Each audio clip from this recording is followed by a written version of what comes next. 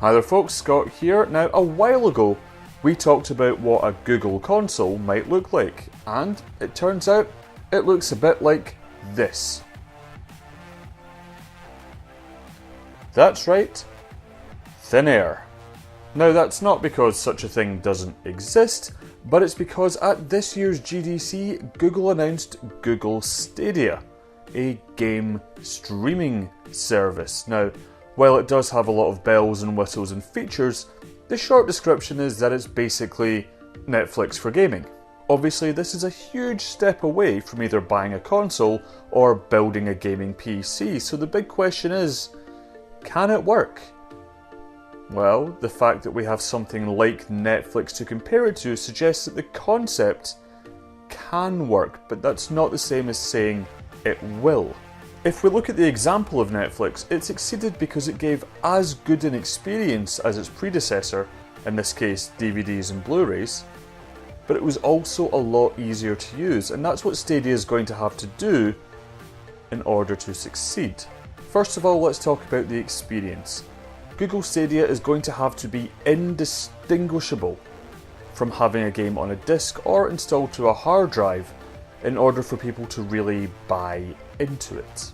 This means they have to avoid video compression where it goes all blocky, or input lag where you press a button and 2 seconds later something actually happens, or service outages that give you PTSD and flashbacks to using ScotRail.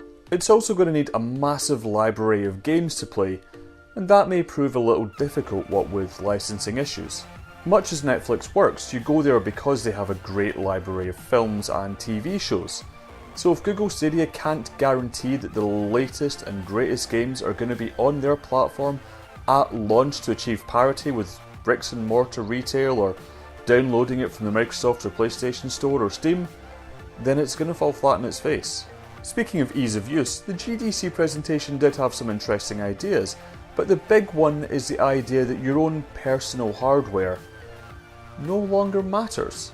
With Google Stadia theoretically doing all the heavy lifting and you playing by remote, suddenly you don't need a console or a super expensive powerful gaming PC. You can play games, in theory, on the least powerful PC you can find, or on a tablet or on your phone, and still get that top tier gaming experience. If this works in the real world, then it's a game changer, especially for PC gamers. Imagine not having to shell out hundreds of pounds on the latest graphics card when you can just stream it and you genuinely won't notice a difference.